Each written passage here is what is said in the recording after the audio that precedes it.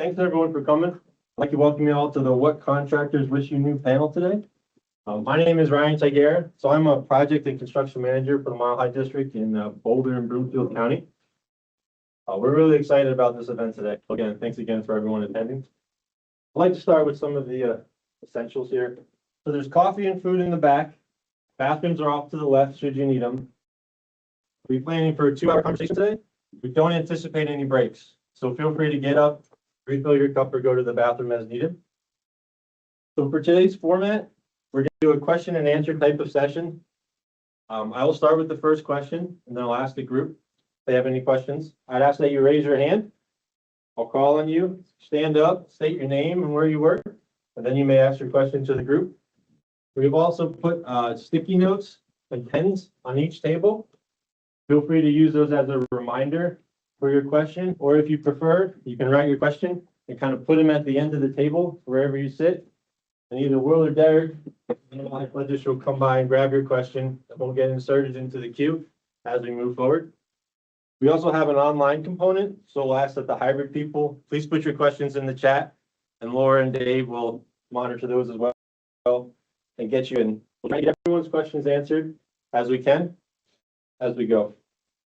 So today's an exciting day because it's the first time the Mile High Flood District and CASM have partnered on a training.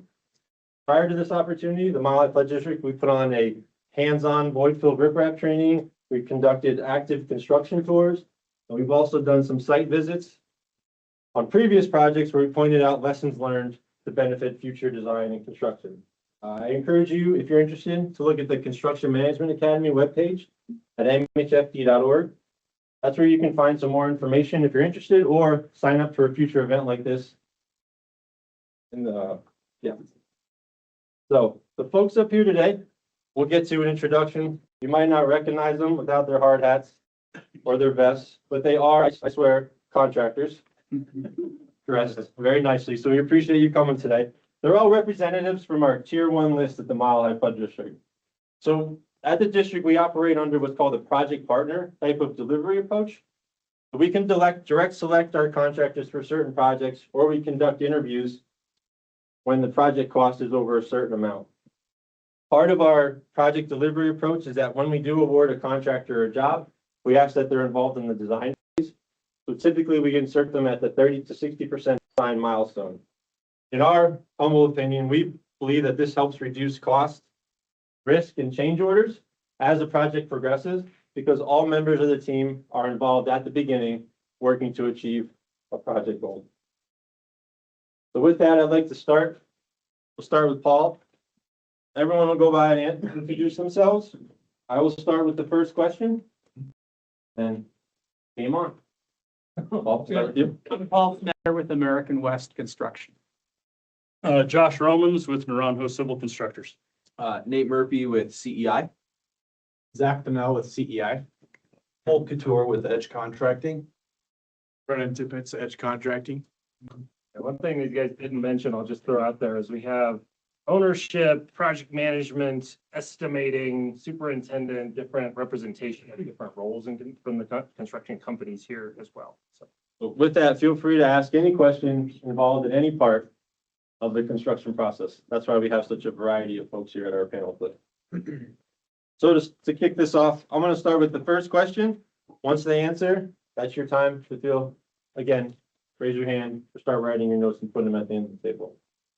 So first question is, how does a contractor decide on pursuing a job? We'll start with Cole. Me? Yeah, you want to start with that one? Okay, well, pretty simple. I'll grab the plans usually and the specifications, and I'll go straight to the bid tabs. And I'll look at what's in the bid tabs, and is it going to be a good fit for the work that we do. So that's the first thing that I'll do. Great. Paul, what about you? What do you think? Yeah, for us, we pick up the scraps from Cole, whatever he doesn't bid, we bid. Truthfully, there is a lot of timing. Do we need the work? What does the bid calendar look like? How quick does the bid kick off? I mean, how much time is allowed? mean, those things that Cole said, is it a good fit for us in what we do? What's the competition look like? So there are many factors. I can tell you, we just looked at it. We were gonna look at a job that bids tomorrow, and this week is Con Expo. If anybody doesn't know what that is, it's a 3-year event in Vegas. Construction Expo. Most of my team is away. And so I called an owner and said, hey, would you consider pushing the bid date a week? Because everybody in my company's except for me, is out in Vegas. And the answer was no. So we didn't bid the job. So I think as an owner, if you have flexibility, that matters to us as far as, because we have limited resources from an estimating standpoint. Yeah, we would have loved to go bid that job and hopefully gotten it. But at the end of the day, it's like, well, we don't have the resources, so we didn't bid it. Can you talk more about the owner contractor relationship here when pursuing a job and how that would affect your attempts at bidding it? And you guys. I can tell you that the owner matters. Okay. We have a list of owners we will typically like to work for. And then there's owners that we will not bid work to. So it does matter to us. It matters on how owners treat us. It matters on what the plans look like. If they're a good set of plans or bad set of plans. But from an owner perspective, there are owners that we will not bid to. Even if we need the work, we've just had such poor experience that we won't bid to them. We're looking for that relationship where, there's a good contractor and there's a good owner. So you're looking for that matchup between the two. You're looking to work for good owners that appreciate what the contractor is doing, and you're not looking for an owner that's gonna consistently, pound on you all the time. Yeah, and I think the owner relationship definitely impacts the pricing as well. You can see the same line item across 2 different owners and it's a completely different pricing, purely based on who you're gonna work with, so. Interesting. There was an owner, to Cole's point, there was an owner that had a hard bid, opened the bid, prices were over their engineer's estimate, and they went back out to bid again.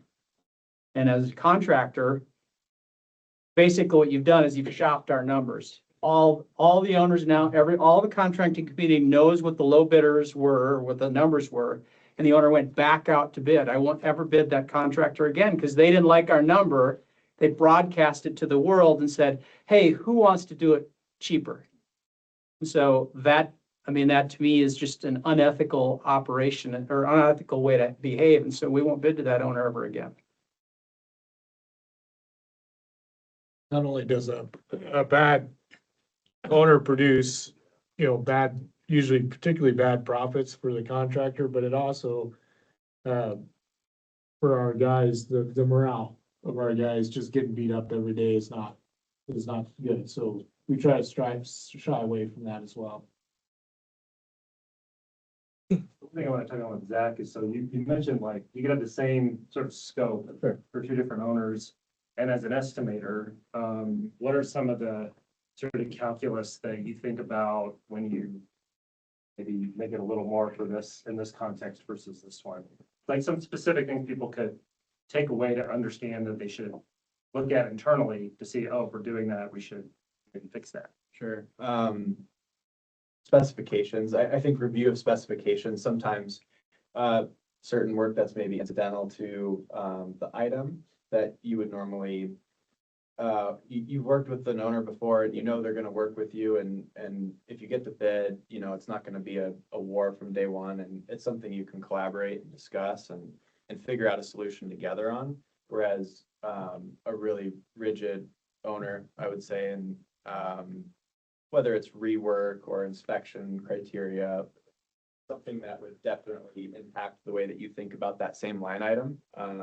You could see a curb and gutter price from $30 a foot up to $50 a foot, just based on how much time you're going to assume that for rework that you're going to assume in that item.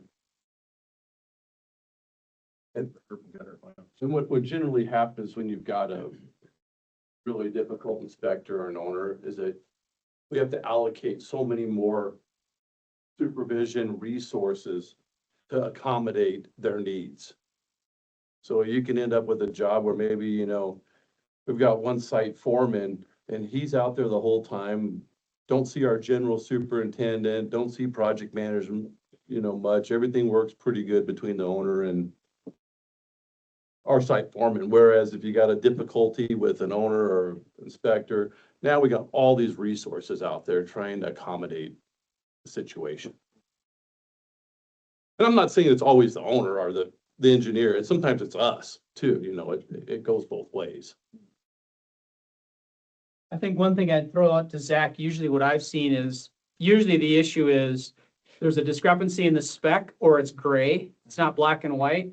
And that's, I think, back to what Zach said is if it's a good owner and they recognize, yeah, you could interpret it this way or that way. If they're a good owner, well, I've worked with them before. They're going to treat us fairly.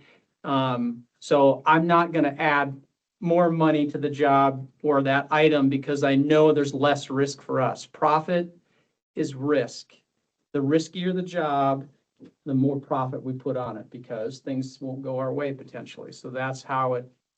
So if you have a good owner and maybe there's some ambiguity, it's not perfectly clear, and you've worked with them, you probably say, well, they're a fair owner. We'll talk about it and hopefully things will go our way or they'll see it the same way. So that's something that, just to add to what Zach said. Yeah, and I think it goes back to your first question of how do you select a job that you're going to pursue? I think selection method and competition, to Paul's point, like if you know it's going to be a low bid and the selection is purely pricing based, there's no qualifications. I've worked with before who is not going to work with you. That somebody is going to put a really low number at that job and just go get kind of beat up, I guess, for the next 6 months. And that plays into deciding if you want to go bid that job, pursue that job, spend the time and estimating to work on that project. So. Thank you. I thought that was great. If I want Nate or Josh, so Nate was project management or Josh, when you're more active construction on site, do you feel that relationship with the owner affects? Oh, day-to-day work? hugely, yeah. Could you expand on that? I work mostly in the field and yeah, if you don't have a good relationship with the owner on a job, I think you were saying it brings the whole morale of the crew down, right? So if the whole morale on the crew is low, the whole project just doesn't progress. Like you're not meeting deadlines. Mhm. It's a horrible job from start to finish. I think the risk and complexity of the work also plays a role, at least, when we're looking at a project. If it's a roadway through a field, it's pretty simple and we can get aggressive and something that we would, be able to make margin on. But if it's pipe under I-25, it's different. And understanding and having some history on, is the owner just gonna push it all onto you and say, figure it out? It makes a difference. So. For sure. Thank you. I think, so with that kind of topic, yes, go right ahead. Quick question. You talked about ownership and the relationships with the owners. How much do you consider that if you know who the actual personnel are? Like, I work for Denver, big owner, right? Lots of PMs and, does that person, if you know who that person's you're working with or likely to work with, affect the pricing and whether or not you pursue a job? And I guess a follow-up to that would be, if you do encounter somebody that's just a pain, does that harm that owner's reputation moving forward? I would say, yeah. Next question. But it's Great you get question. that granular. It's hard to go work for somebody that you've done a project for that just was south the whole time and nothing went right. And then you go to bid that and you're like, okay, well, A and B's on this job again. I know they're gonna just pound me. And I need the work. Here's a perfect example. I need the work, so I've got to bid it. And I've got to try to get it, but at the same time, I'm thinking, do I really want to get it or do I not want to get it? And then now we start going with margins, because now you'll do anything to try to make a buck, because when you're not working, it's tough. So But You might pursue it, but you might escalate your price a little bit. Better be worth. I think another big factor though, I didn't mean to interrupt you there, but another big factor, do you need work? If you don't need work, you may take a job with somebody and they may get a great number that you've had a bad experience with. I mean, it can go both, you know. Yes, sir. Steve Waterman, Denver wastewater. Thank you. That's all right. You're the first one. It's all good. And I've been with the city for 6 years. I was with the state of Colorado before that. And I've been very impressed with the sometimes onerous and ambiguous and black box bureaucracy that we've got to deal with. And I know the contractors need to deal with it too. How much, so this is all on the administrative side, contracts and payments and things like that. How much does that play into whether you bid a job or not? I think it does. I mean, you know, and I'll take Denver, for example, working with, you know, Dottie versus wastewater versus parks. The administrative effort is different. And, you know, take CDOT, for example, the administrative effort and the effort to get paid and get invoices in and project updates and things like that is burdensome compared to others. So knowing, and back to, you know, a point that Cole made earlier is you're gonna have to put more staff on it. Maybe you have the staff to put on it, maybe you don't have the staff to put on it. So it will affect the decision. I want to take a question from online that steers this same topic, but in a positive direction. You know, I gotta get earballs, right? If you haven't worked with an owner, and this comes from Aaron Provo, if you haven't worked with an owner previously, what would entice you to pursue a job with them for the first time? Try to build a relationship with that customer, that owner. Try to get out there to a different market or a different, you know, geographic location that you haven't worked in before, that you're interested in working or seeing. If you see work coming up, say they've got 5-10 years of projects coming ahead, you want to try to get in the door. Type of project too, I think. Yeah. Yeah, if it's, we're all really good contractors at a lot of the same work. If it's something that we all really like to build, go look at it for sure, yeah. What do you like to build? Yeah. I think the answer to that question is, from my perspective, is if you're an owner and you call contractors and say, hey, we haven't worked together, like go the extra mile and then be a lot more flexible with maybe answering questions or timelines. I mean, except for these guys, we may not crack the plans, but a week before the job. I mean, if it's a hard bid job, I mean, the reality is estimators have 4 jobs, one's closing out and 3 are backed up behind them. And so it's like, sometimes everybody's like, well, you got to have your questions done by, 2 weeks before the bid. It's like, well, I haven't even cracked the plans. Like, I don't have, and just to close this out, I've got a lot, it's like, well, the board's got to get the bids by this date, or I need enough time to allow, if you're an owner, I need enough time to allow the consulting engineer to answer the question. It's like, so we're the ones that are putting the numbers together that potentially are backed up. And so, I mean, that's just the reality of how it works for us is like, and so if you don't have, if you don't allow us the time to ask the questions, then you don't get as good of a number because we ran out of time or we weren't allowed the opportunity to ask questions, so. Does the size of the project matter when you are pursuing a new owner, someone you haven't worked with previously? Like, would you start with a smaller project or go big? Does that play into it at all? Always go big. We ain't looking for a smaller job. Like, do you try them out on something where the risk is less? Yeah. For the company, and then.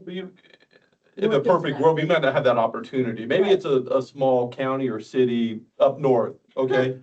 Well, then you might only have, 2 or 3 projects a year, right? So it's not like, if you see a project, I don't know, I'm just gonna throw Fort Logan or Fort Morgan or something, you're like, okay, they got a project out, we want to bid it, you know? I don't think dollars, I mean, dollars do matter.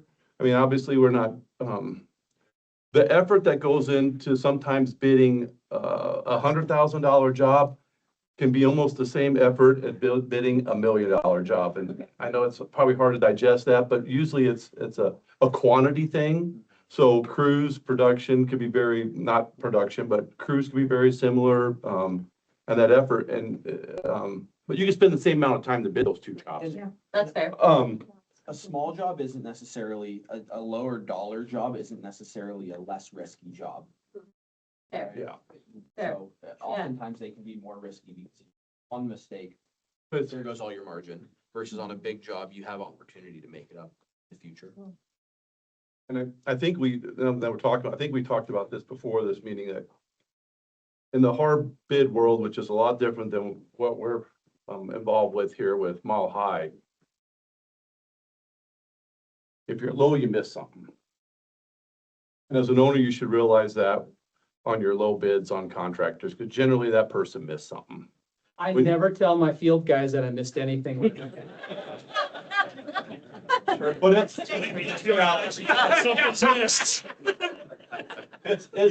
it's the reality that on the public world. Never heard that.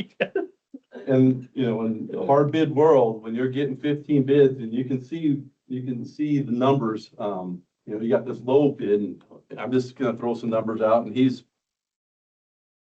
25% lower than where the medium is, the average is. He missed something. Right. Don't let him bullshit you. He missed something. I've done enough of these. I know. Although I would say there have been times in my career where I was screaming low and we did just fine, and it's Well, that because, does happen. because maybe you're looking at it completely different, and I've actually, in a select number, I mean, like, how come everybody else didn't know that there was free dirt next door and put that into their bids? It has happened. I do know I guess there is different. every now and again, but you All should, exceptions. yeah. There's an exception. If I go back to the original question, I'm sorry, go ahead. I was just gonna say, it's the 25% lower. Yeah. Not the, If I go back to the original question, I think if I see a new owner putting in a lot of effort and being proactive and scheduling meetings and answering questions quickly and responding to emails and really making an effort, it's always easier to work with somebody where the effort is reciprocated versus somebody who's a lot more hands-off. So that's really appealing to work for somebody who's putting in a lot of effort up front, and hopefully it translates to when you're actually building the work. I would throw one other thing to this, and it's something I bang on my staff for.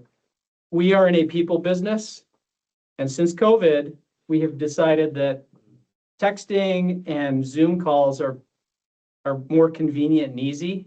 And my personal belief, industry-wide, is you as owners should always have in-person meetings, because we are in a people business. And if we do society-wise, I think it's easier to just send an email and you don't understand intonation and what people's perspective, you know, what their nonverbals are. And so I think if you're a new owner and you want have in-person meetings, and when somebody emails you, call them or email them right back. I mean, I can tell you that we can't find any contact information in any of the bid documents. Well, who's my contact? Because I just want to call somebody and say, did you really mean that you're going to bid this tomorrow? And if they say, yeah, it's like, okay. I mean, you just can't, sometimes it's really hard to just get somebody to respond. And it wasn't like that 20 years ago. Well, there's no emotion in text. Yeah. So you can take things various ways too. I mean, it has its role, but Right. if you're a new owner, reach out and get to know people face to face, which is why this is so important. Go ahead, you. this is a follow-up on what Paul was saying about earlier. So for a hard bid, what is your ideal timeline for advertisement then to questions due to bid opening? Well, if I got nothing going on, and I know everybody else is busy, I want a short timeline. But if I've got a lot to do, then what's the ideal timeline? It kind of depends on the complexity of the job, and I don't think there's a canned answer, but I think, It is, so, like, oftentimes the spring, a lot of owners are trying to flood to get lined up for the summer, so it tends to be, would you agree, Cole or Zach? Like, it's, like, the spring is really busy, and so when there's a lot of bids out, we just don't have enough resources, so I think it kind of depends. I think the flexibility and maybe some more planning up front. Give yourself a week or two that you know if someone has to extend the bid a week or two, or you can't extend the Yeah. questions a week or two. If you put it up against your deadline and the question gets asked and you say, no, we can't move the bid, you might lose 3 or 4 bidders because of that. Yeah. Or you could take, you know, how long did it take you to design it? And then divide that by 2. Well, I've always giggled. It's like, you know, I just got a set of plans that it took 2 years to design, and I'm supposed to learn it in a month or 2 weeks.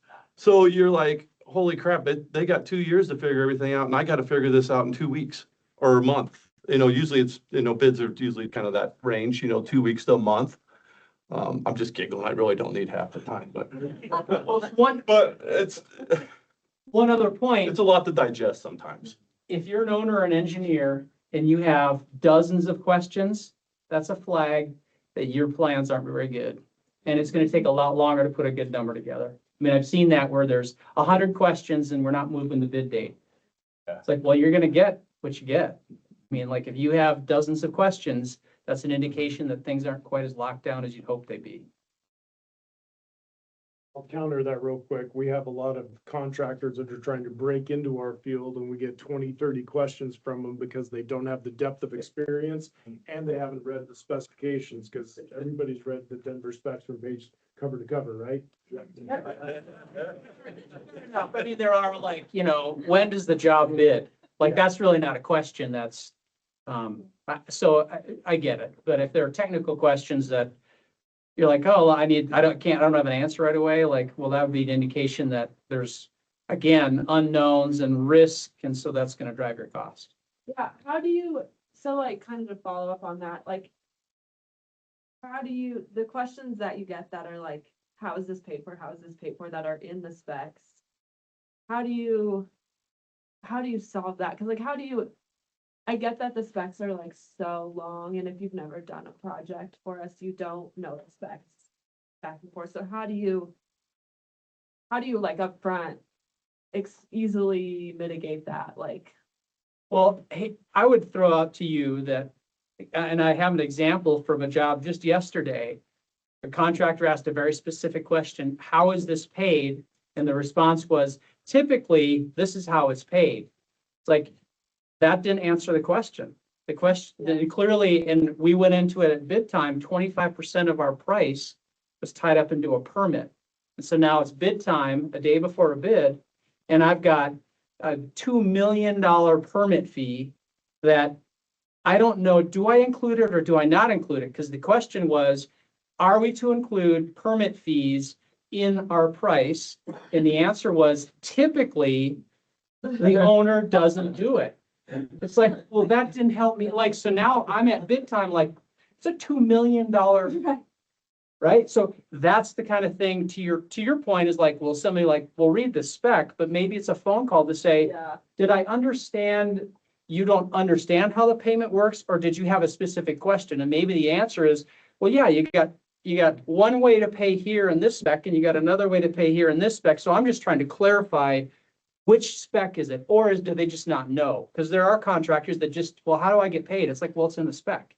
So yeah, that's, it's like the questions that you're like, see spec section, like, And- those are like, what could I have done differently here? and maybe the question wasn't asked very well. Yeah. Like, maybe they didn't say, Like, are you hey, there's a wondering- discrepancy between this method of measure basis of payment and this method of measure basis, of- which do I follow? Maybe it wasn't a very good question. So that's back to that. We've got a question online that's talking about specific bid items. Are there specific bid items that raise red flags for you guys, or do you or ones that you pay extra attention to?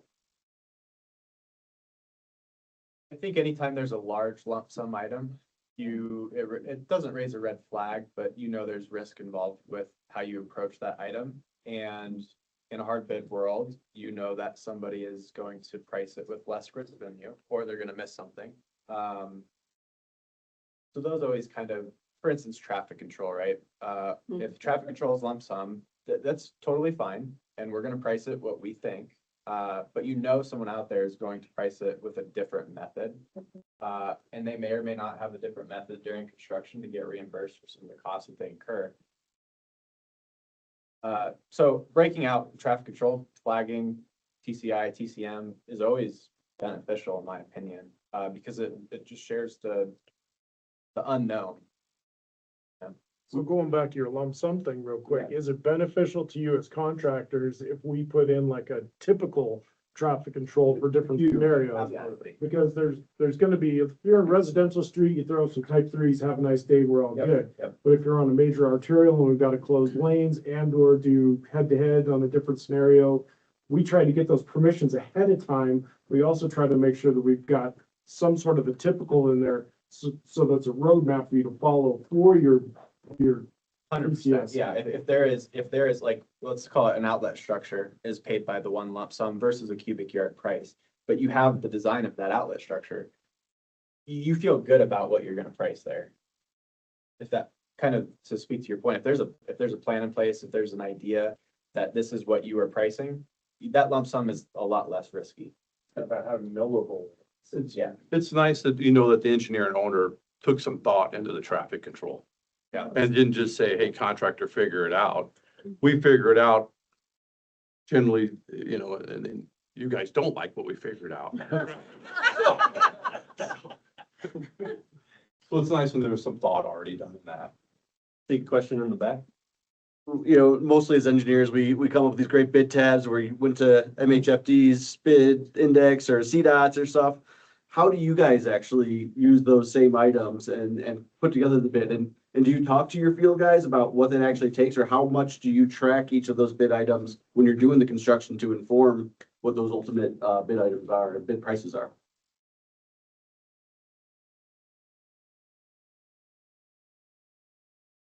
I can tell you, I worked for a contractor many years ago and they had a guy that did nothing but cost tracking.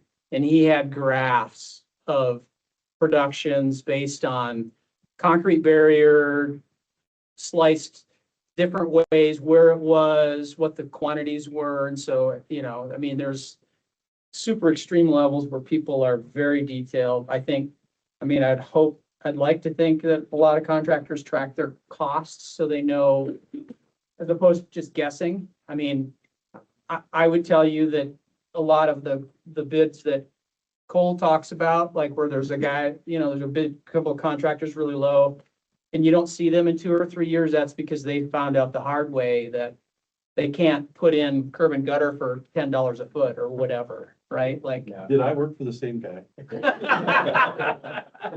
Are we thinking of the same guy? When you said cost data? Yeah. We are thinking of the same guy? Oh, I think so. Are you talking about me? No. Paul does have a very extent cost code book. Yeah, Um, yeah, you're thinking the same guy. I'm Yeah. thinking, but me and Paul used to work for the same company, God, Long time ago. 30 years ago? Yeah. So you know how old we are. I think. Um, Oh, yeah, Colin, to your question, I think too. Yeah, a line item gets broken down pretty in depth when you're looking at the estimate. And a lot of the time we track those costs separately. And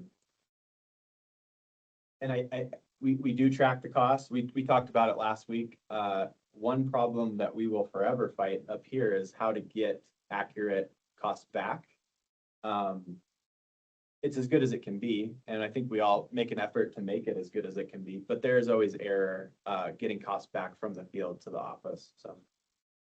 yeah, it's difficult to track, and I can give you a scenario. Let's say you're building a concrete structure of some form.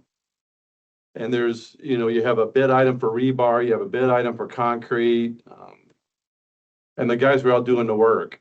Well, to them, it's all concrete, right?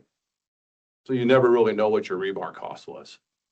You never really know what, you know, it took you to form it. It's difficult, because we'll break out those bid items into activities when we're bidding a structure. You know, you'll have this tie and form and pour, concrete or so forth. I'm getting all confused in my head, but we'll have those activities broken out, but the guys generally just pick one of those activities and code everything to it. So garbage in, garbage out. Yeah.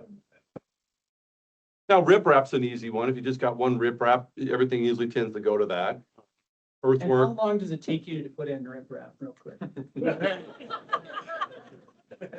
pretty simple. A load an hour. I ain't exaggerating, it's a load an hour. Let's don't overthink this. But, I think at this point, I'd like to we kind of talked about now where, what a good quantity sheet looks like and how you guys bid it. Let's talk about plan sets. So when an engineer has, designs a plan set and they have a certain intent or vision on it, are there any places where you see gaps? Or are there things you like to see on the plans that maybe you don't usually see in a typical type of bid set? From, Go ahead, Josh. from the field side, one of probably the biggest things I see is when it comes to like the guest section of it. Mhm. There's so much that's thrown into the guest that when it comes time to actually build it, it can be just redundant, or you're putting stuff in that you have to take out. Like some of the stuff you're installing might be in the way, all your silt fence is in the way of your access. And as long as it's hard, a lot of people don't understand it's a living document that can be changed and written, and when that doesn't get conveyed to everybody, everybody in the field sees this and they think this is the Bible and they have to follow it. Before you ask your question, could you introduce yourself? Yeah. Because you've asked some great questions today. Thank you. Apologies for not doing that earlier. That's I'm okay. Lauren Wolleman with Denver. And I'm on the design side, putting together. Thank you. So do you prefer to have a guest or a swamp plan like not included at all and to do that yourselves, or would you prefer to have? Cause like we could do it either way. But usually it's, kind of required to get some of your, plan sets even approved, but Well, we can put it all on the contractor if we want, just like, hey, but to your point, this is like a lump sum item like traffic control, But yesterday that was, had a lump sum erosion control item with. we had to- no plans. Yeah. Cause we do that sometimes. You don't want it. No, that's- You'd rather have some plans and just want them to be flexible. I think that exactly right. Yes. I think that's what it is. Not Okay. taking it as a black and white plan sheet. Everything doesn't have to be installed day one in order to even mobilize to the job. Knowing that there's going to be some changes, there's going to be some updates. It's not gonna Yeah. look exactly like this. but now you're going back to the, Phasing. For the price. now you're going back to the inspector, and the inspector comes out and he's looking at that sheet and that's what he wants to see. And if he's not seeing that, then you can't get your, write-off to approve to start the work. When a lot of times you do it. We had a question. Bill Morensick, City of Castle Pines Stormwater Program Manager, so I'm the one inspecting. All that should be worked out at pre-con with you guys. I understand that not all the initial control measures on that page are gonna be there on day one. But I think coming to an agreement at the pre-con, before you even begin the initial install, like, hey, is it either you guys asking, hey, is it okay we don't install X, Y, Z right away?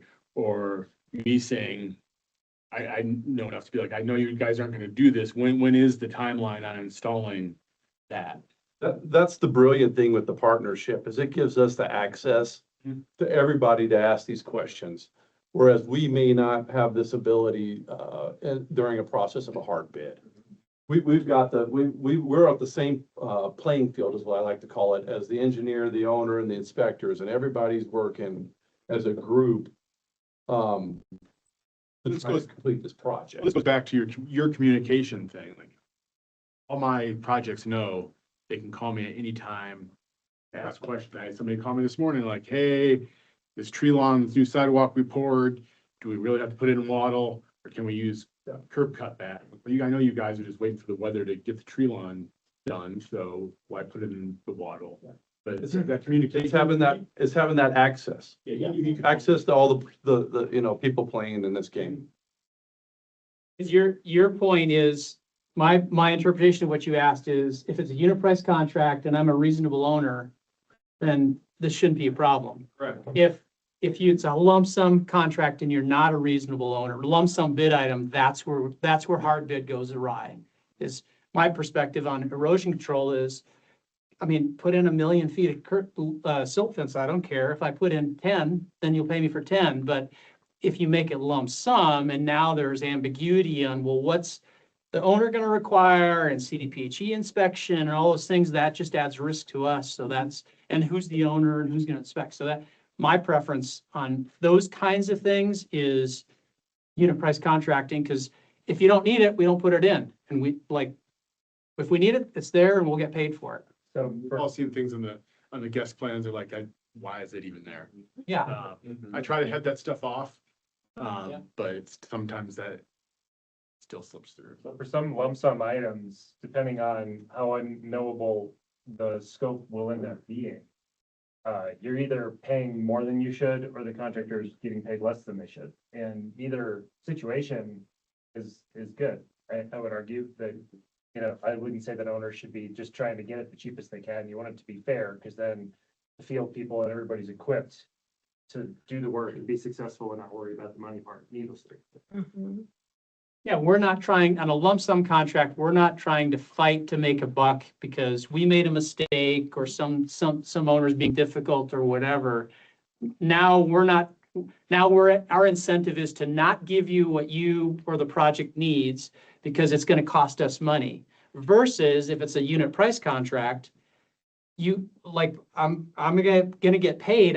We may sit down and say, I don't think that's necessary. And you may say, yeah, it is necessary. It's like, okay, well, we'll install it. You're not gonna fight. I mean, you're not gonna get a fight from us versus lump sum. Now that's where you potentially run that problem. We tend to avoid lump sum. Yeah. I mean, I'd argue traffic control is a big one because oftentimes we don't know what whoever the governing body is gonna require. And so you can have, and as long as you as an owner, if you put in a traffic control plan, and it's a lump sum traffic control plan, and something changes and you come back and say, and I come to you and say, hey, this traffic control didn't plan work, the owner wanted something different, and you came and said, yeah, we're gonna pay it, we'll pay it for that, no big deal. But many times we've been across the table, it's like, well, it's lump sum, nothing I can do. So now we're put in a position where it's gonna cost us and you're not gonna get what you want. And those are the challenges. Unit price contracting, you typically don't get a fight because you want flaggers? You bet. We'll flag for you. I think it's crazy, but. Metro District project right now, where it touches on two things. The contractor bid lump sum, and it was the low bid. And now I'm having to deal with, and our right-of-way operations managers having to deal with all the problems of fallout for that, not having full-time inspectors that they were supposed to have. So now they're eating all these costs that because they were the low bidder, they either intentionally or missed something, and they lump summed it, that they're in a bad spot where it could have all been avoided. And that probably sucks for everybody. Tired of beating up, sucks for right-of-way operations managers tired of beating up on them. They're tired of us beating up on them. They're pushing back. The owners should pay the designers fairly to achieve the level of detail that makes sense to alleviate these issues, because the issues in construction are gonna cost way more than whatever you pay a designer, typically speaking. It was a low bid lump situation, and Yeah, are we paying the designer? we saw it, we're like, this is gonna be good. Or are we underpaying the designer until they're like, well, I don't have the time in my budget to figure that out in a detailed way, I'll just put it as a. So, Terry Martin, City and County Denver. So speaking of lump sums, like one thing that we've been trying lately is rather than bidding a certain item as a lump sum, we've tried bidding some of those items as allowance accounts instead. So I just wanted to get what y'all's thoughts were on allowance accounts. And for instance, at the city, the way that we do it is it's your hard cost plus a 12% markup for overhead profit, whatever. I know, 12% maybe isn't enough to cover all your costs in some cases. So would you guys prefer? 5%, you know, right? You'll get 5%. It's not, right. I mean, Right, so then They we'll didn't cover cover overhead. on an allowance account bid item rather than lump sum. And, we're always able to overrun those as well based on your hard costs. So does that help at all? Yeah, I'd say yes, Mhm. an allowance account. It protects us, I guess. I mean, it's you coming to the table saying, hey, we don't actually know Yeah. what this is gonna cost, and we don't either. Yeah. And it's you saying that we're gonna work together to figure it out, and we'll pay you for what you actually It's, do. it's sharing it's sharing the risk versus pushing the risk onto one entity or the other. I agree in general, CDOT typically has force account items in all their jobs, right? So CDOT has that. They do not like force account, which is time and materials and it's 12% markup or whatever it is. Yeah. And we as contractors do not like 12% markup because we've done core work, like Corps of Engineers, their markups are typically 20 to 25%. So if you think 12%, I mean, that's the federal government says, hey, we recognize overhead and profit. 12% doesn't cover our overhead. And so if you're gonna do a big force account, in general, it's good because you recognize that there isn't a mechanism or you're potentially gonna reduce some risk on the contractor. But then to come back and say, hey, I'll give you a 12% markup on your time and materials, like, well, that's not, it's gonna cost us money. So you feel like you're losing money in it. Not feel like we are. Yeah, Yeah. I'm in that same scenario right now on a project, and we're doing, time material type of money, and we ain't making nothing. We're actually losing money, and it's not fun. Yeah. It's not, and you're just begging them not to give you more work, because you're like, just please, let this be done, no more change orders. We don't want them, because, we're losing it, we're just losing. When I hear allowance accounts too, I think of like your permit situation earlier. You have an allowance account for the $2 million permit, that takes the risk off of us. Yeah, and that would be a great example, like, it's a pass-through cost. Yeah. It's not gonna cost us anything. Do we mark it up? Well, probably not, whatever. I mean, Yeah, we'd love, don't get me wrong, we'd love to mark it up, but, I mean, as long as the cost is covered on a permit, that would be a great example of an allowance account. But if you're gonna do a bunch of work yeah. at 12%, like, I don't wanna. Don't go put Keep the scope narrow. Or- concrete sidewalk as an allowance account. What about like a small- Like if you don't have a contracting mechanism to get the designer back on. Or to do it all. I think you have an allowance, but I still think you want to have some type of structural pricing for those for those bid items. I don't know how, maybe you don't know how much steel pinch you're gonna put in. Let's have an allowance for 100 feet, or, I'm saying there's some type of. And one place we've been trying it is dewatering, because we just don't know how much we're gonna have to do. Nobody knows. However, I would throw out that agreed on dewatering, but I think it was a job with Dave we did, and it had all kinds of contaminants and nobody knew what that was gonna require. And I think we had a very detailed scope of work that had all the treatment things. And Yeah. so it was a way to reduce the risk on the contractor and the owner still get what they wanted. So dewatering in general, yes, is really hard to quantify, but when you start getting into the anomalies, I would argue that you probably need to put more thought into what's it gonna actually take to treat the system, treat the water, treat whatever. Would you agree, Cole? Well, that's in a scenario where you have contaminated water. Yeah, You got the contaminated. state coming back saying, we got to test for something. We're gonna clean the water or do whatever before we discharge it. I agree. I've been in the same scenario what Paul's talking about, where we've had specific pay items for that system that we use to clean the water. I guess I was kind of jokingly saying, when we're working in the South Platte, you don't know we have an idea what it's gonna take to control the water while we're working in it. But then it rains, snows, you lose a week, you gotta clean up a week, there's a lot of scenarios that go into that you try to factor in. But at the end of the day, Mother Nature can make or break that item for us, whether we are profitable or we lose on that. Do you like the monthly or weekly option? Because sometimes we do that. We're like, I'm okay with that. I really like getting paid weekly. We Are you talking payment or? I don't like, what do we call it? Like water treatment weekly. It's like. I hate to say this, and I know these guys probably won't like hearing it, but that puts a huge burden on the owner then.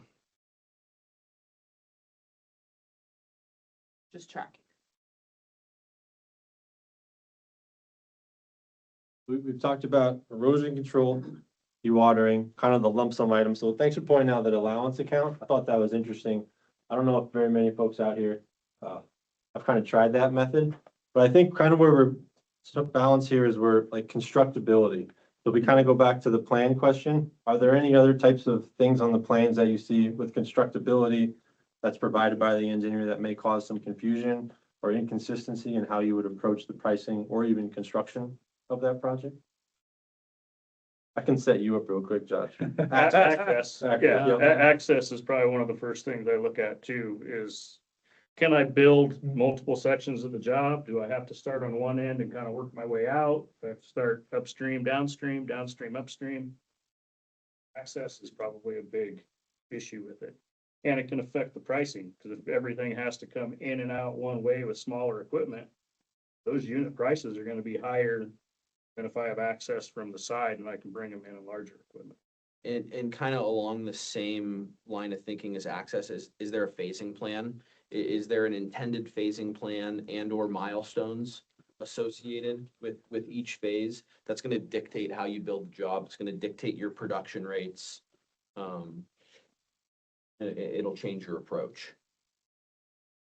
A shameless plug for project partners or even CMGC jobs is, I can't tell you how many times I've heard, I know you could build it better and cheaper, but we've already got these plans approved. We've already got the temporary easements, so just build it that way. And so if you get a contractor on board early, they can give you all their brilliant or not so brilliant ideas, but at least, right, Josh is gonna come to you and say, no, I'm gonna build it this way, and then you can develop the plan and access and all that based on that, and you're gonna get the best price. The contractor's had the input, he's got the buy-in. So it's a way better model. And again, despite what many people may think, Josh likes to go build work. And we got to make money at it, but he's not out there trying to figure out how to get a change order or whatever. He's like, oh, I got a set of plans. I want to go build this. That's mostly how contractors like, I want to go build this.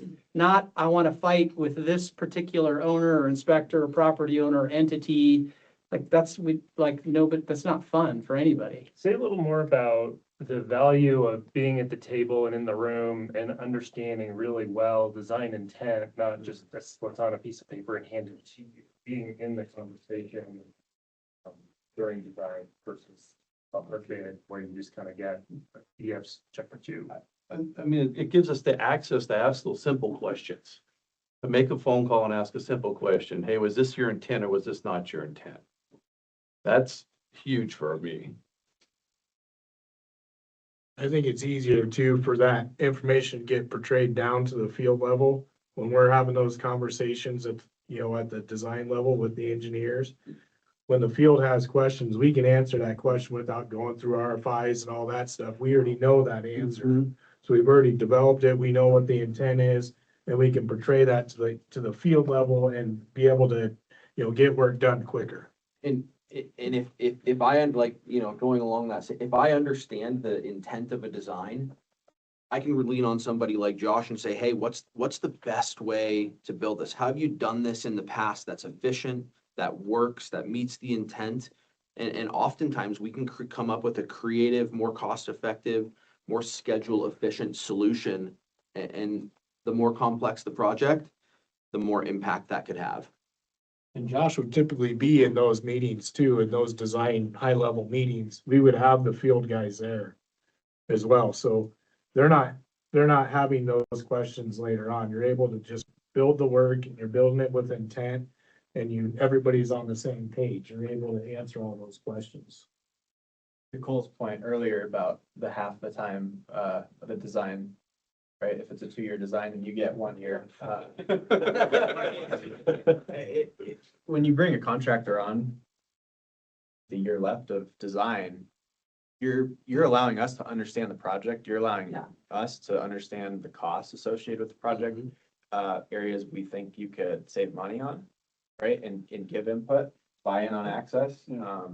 There's some value engineering that can go into it on the front side of it. Yeah, it's huge. You're not in a scramble 3 weeks before the bid to work on pricing. You've been looking at this job for a year. You understand how it's gonna get built. You understand, and you're on the same page with the owner. It's a lot Yeah. different. No, we all know project partners and. And it allows us, and our crews to start jobs very quickly and efficiently Yeah, versus a hard bid, whereas we bid it, a month later, we're starting. Now we just bid it, we just, yeah, in a month period. Now we're starting it in a month period. Um, And we're supposed to hit the ground running. yeah, That's the one thing that's very difficult, to get all the wheels turning so that you Yeah. got guys out there actually doing the work and getting stuff done. yeah.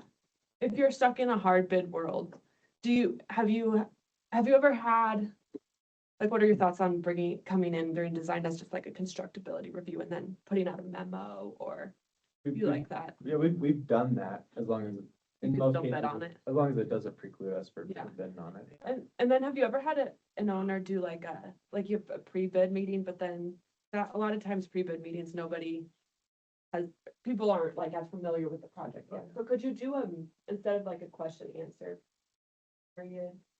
Have you ever had like another meeting after the question, or like, is that a thing? We've had site walks Like later on, after Yeah. everyone's had a chance to, where the owner will invite a group of contractors to a site walk. And it gives you a little bit of time to look at the plans and then go walk the job site. She's talking about a separate meeting though. CDOT does, if you want a job showing, you call the resident engineer, project engineer, and set up a job showing, and they'll go show you the and job. everybody's allowed to do that, so there's. Yeah, and individually, so if you found it important. You don't do what the federal government does, which is, okay, here's the job, you can't ask any questions, put it in writing and we'll get back to you. But I Like, think, well, why, that's worthless. Okay. Yeah, I wouldn't waste anybody's time. Like, I can go look at the job if you're not gonna tell me about it. Right? I mean, I can go look at the site. I don't think it's a bad idea to have an introduction meeting where you make it mandatory and who shows up, and then have a separate meeting where you go look at the job site a week later or 2 weeks later. Because you're introducing the job, we get a chance to look at it last minute, but now we've looked at it. and maybe We it's go in, meet like, on the site. addendum. I actually like that. That's a good idea. Like you Yeah, issue that's- it, I or you like that a lot, yeah. with the addendum. Because Just one follow-up to this kind of, we talked about like a bid set, and then there's the partner set where you're all involved, you know, for like a year. You get to kind of review it and dictate how it goes. Do you find that the bid sets, do you have to go as far as a typical bid set to build it? In terms of the information, if you're involved from the beginning? I think that depends on who the owner is and what the Okay. owner's intent is. And if you're referring to you guys, no. You know what void filled riprap is. I know your specs. Now, does everybody know them? No, but I know them because I'm involved with the tier one and I know what you guys want. So do I need all the detail in your set of plans? No. Denver? Yeah, I need your detail because I don't know what you guys are wanting to build. It's not like does that make sense what I'm saying? I don't know what your void filled riprap is. I don't know what your concrete specs are. I think that depends on the owner. And the partnership is a factor in that too. The chances to work together more than once, maybe speak to the value of that. I mean, that's everything. I mean, I know what your end product looks like. Your end product could be something different than what Denver's end product looks like. Melanie Chenard with Mueller Engineering.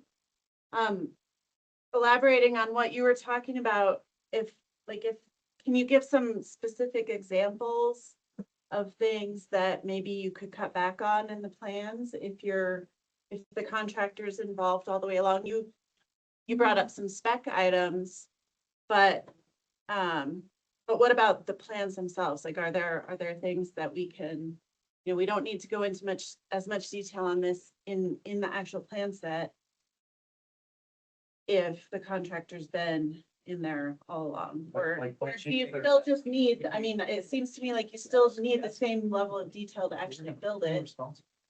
Plan sheets they're not gonna look at, so don't do it. Right, yeah. Look at that sheet. The only quick answer that we've already talked about that Yeah. Paul just brought up is the guest plans. Yeah. We're gonna change them anyways. Yeah. We're not gonna build exactly what you show in the plans. And But Josh, If there is a phasing portion of the job, like maybe you don't have to put as much time and effort into phasing it if we've been there from the beginning discussing it from the 30%.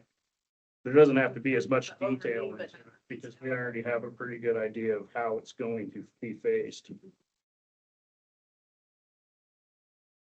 Like if you're building a sidewalk, you still need the elevations, and if you're building a pipe, you still need all the inverts, right? Like, is there anything You may where, not need all the where it details. may be more, which ones? The details of the plans. You may not need all the details in the plans.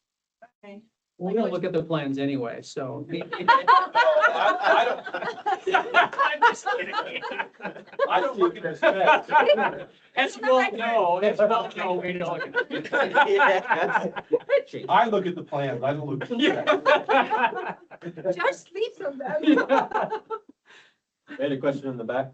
Josh John Jacobs, I guess, like, the goal is always to try and make things look natural, so I guess more specific question to the plans in detail. How much grading is done? Maybe like GPS with a 3D tin versus plans that laying out storage staking. It's hard to stake something that just meanders constantly, so are you guys digitally grading or looking at the plans? Everything's GPS with us. especially the heavier the earthwork, the more we rely on a GPS model. Could you talk more about the difference between looking at a plan set and then having a CAD surface or something like that to input and how that affects the process? Yeah, I mean, I'll let Zach talk about it, but if we're bidding a job, it's the more information we have, the more we can kind of put together and how we're gonna build it allows us to be more efficient and likely get a better number on the piece of paper. And then, when we're actually building it, if we have a really good surface and we can take that CAD surface and all but just dump it into our GPS equipment, and that's exactly what you want to see, it's really efficient for us. So a really good CAD surface allows us to, and Cole made the point earlier, get out and start working quick. We can be really efficient at building something.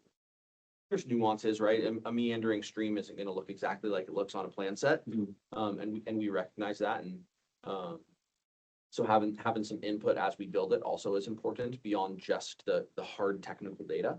But yeah, a CAD surface for many reasons is very valuable. And you get a better product with it. Now we're not pulling off of stakes, 20 feet trying to figure out, where that elevation is. Now we know exactly where we're at.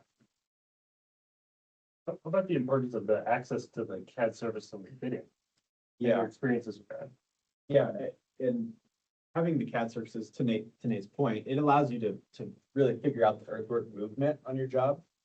I'll still be bidding a job where they don't allow access to the surface files during the bidding process, and it's okay. You can still price it, but you're not going to be as accurate as you could. And We'll run through what it takes. yeah, What does it take when you go? Scanning your documents and then importing them into an earthwork takeoff software package and manually going through and writing the lines and doing all of that. It takes hours, days.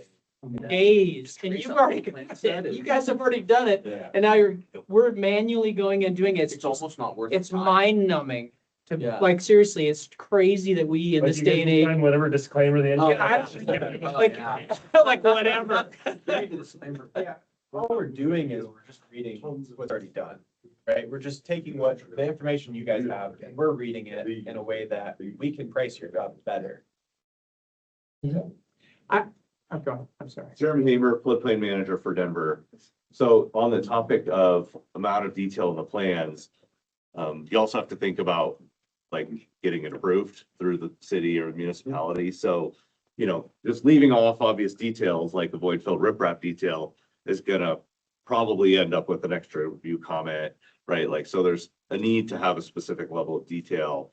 That said, having that review engineer along for the ride is incredibly helpful in, building that trust and getting those, like the reviewer understanding, hey, this is the intent. Every little detail doesn't need to be mapped out. You don't need a bazillion spot elevations or whatever, right?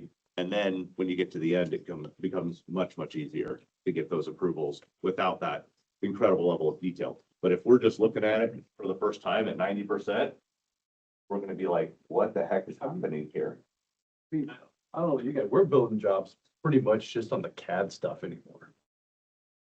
You got the plans, you're seeing it, but everything's right there. We're building off of.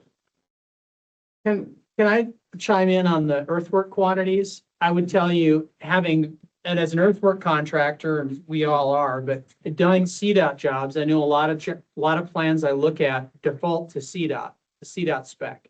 And having sat on the joint spec committee with the Colorado Contractors Association and CDOT, many design engineers, not to offend any of you, but you don't understand how we move dirt. And so I see tons of plans on hard bid jobs that makes like they don't understand how we move dirt. We strip the dirt, then we move it, and then we place it, but it's all phased. And so if we don't get the AutoCAD files, it's really hard. And the second point I would make is bringing a earthwork contractor in that knows how they're going to move the dirt is going to save you a ton of money. Like, again, I've spent a lot of time with CDOT trying to hone their spec, and this next revision that's coming out, hopefully will solve the problem. But if you don't know how to move dirt, if you're not a dirt contractor, there's a method to it and how we build it.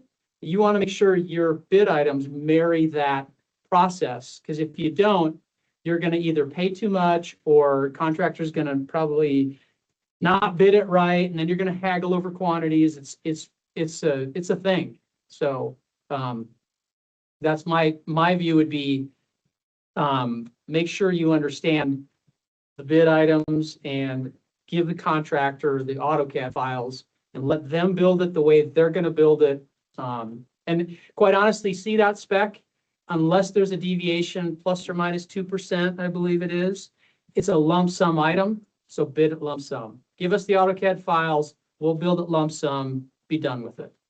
You guys don't need to worry about it. Would you guys agree? That's my personal belief. Yes. Yeah. The only thing I don't like, you mentioned CDOT specs. I've seen this a lot with drainages. They'll design like a box culvert that'll go back to CDOT specs, but then they have their boulders tying right up to the wing walls. It doesn't work because the CDOT spec box culvert isn't designed that way. By the time you put your apron, your footing in, there's like a 3-foot gap between your wing wall and your camp. And I'm talking about the embankment bid item. Right, I'm just talking about the structures, I guess, like Yeah. if you're building like a box-based manhole or the wing walls, box culvert. Some of those don't always jive with what your intent is. Like sometimes it's better to design your own box culvert instead of just referring back to a CDOT spec. It might cost more on the design side, but you're gonna get what you want. If you're not going to release the CAD files, an earthwork tabulation table in the plans is helpful. If you have a 5,000 cubic yard line item for Uncle X, for example, some people view that as your excavation. Some will view that as your net export. Clearly defining what goes into that 5,000 cubic yards with a table in the plans, at least for me, resolves a lot of my heartache without having the CAD files. Showing the math. Yeah, showing the math, right? Because you could have 100,000 yards of cut and 95,000 yards of fill, and there's 5,000 yard pay item for Uncle X. No, and that's real. And that's assuming that you can understand that person's math. Yeah. Because that's way I move, Problem. way I move dirt is different than what you just thought of the way you move dirt. Yeah. And so even CDOT stuff, I'm looking at like, what are they talking about? How are they, it's pluses and minuses until you get to zero balance. And how did you get, it's very confusing. So The balance is, we're not gonna pay you. yeah, I mean, I like the CAD files. I like figuring out the earth quantity for myself and I like pricing it for myself for my bid. So, and he may do it differently and may do it differently, but I don't want to, I know as the contractor doing that work, I want to bid it with my numbers. If- Just to be clear, I'm not suggesting you make earthwork one lump sum and not give us the cash. I mean, right, I just want to make that perfectly clear. That's not, And to Jeremy's point earlier, sometimes we need plans and bid tabs for different reasons besides just what you need to bid and build it. Yep. We need to have plans be stampable, reviewable, approvable, and then with earthwork, we like the unit prices because then that gives us a sense for what things cost on the next job to help us understand opinions of probable cost on future projects too. So there's sort of different reasons for different things, but go ahead, Ray. Yeah. Allison, question? Yeah, just a follow-up question. Are most owners able to give their CAD files ahead of bid opening now, or has that been challenging? I'd say it's closer to 50% now. 5-10 years ago, it was closer to 10%. It's changed, but it's not 100%. I mean, the engineers typically will give them to you. They'll always refer back to the owner. Yeah. And the owners, I don't know why they're reluctant in the public market or federal market to release that. I don't understand why that is. and the thing that's even more maddening, if you're the low bidder, I'll release them to you. Yeah. It's too late. I mean, right? If you're awarded the project. If you're awarded the project, you'll get the AutoCAD files. Like, well, I don't need them then. I mean, maybe I do, but Yeah, you need them to build like, it I need now. a bid. I need See to how much you're build gonna it. lose. There's a good online question asking about what are the most helpful ways for engineers to communicate their intent? I think it's from having like an in-depth pre-bid meeting. And like he was saying earlier, you know, maybe that site visit where the owner and the engineers allow opportunity for you to ask questions right there. So even before, and how about through construction too, if you have access to the engineers through Well, if construction? you do through a partnership, I don't think that access is available through a bidding process, through an agency. You know, I think it'd be a lot to have multiple meetings on a project as you're designing it for a hard bid. It'd be really weird. Pretty rare. What about when you're building it? Do you need access to the engineer oversight? What do you think works best for Oh, having an engineer on site? Absolutely. Yep. Yeah.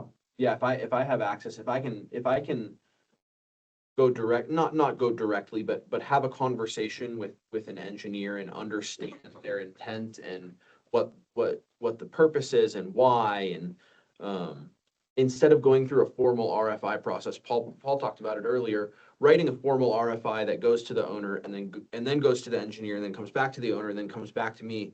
It's hard to really understand what the intent is. I may ask a bad question. I may get a bad response, and I may not get the answer to the question that I'm actually asking. Versus if I can go out and point at a void fill riprap section with the engineer and say, "Is that what you want? Perfect. I'll build the rest of the job like that." It's a lot easier and a lot more efficient. That's in construction. Rebecca Baker, City and County of Broomfield floodplain manager.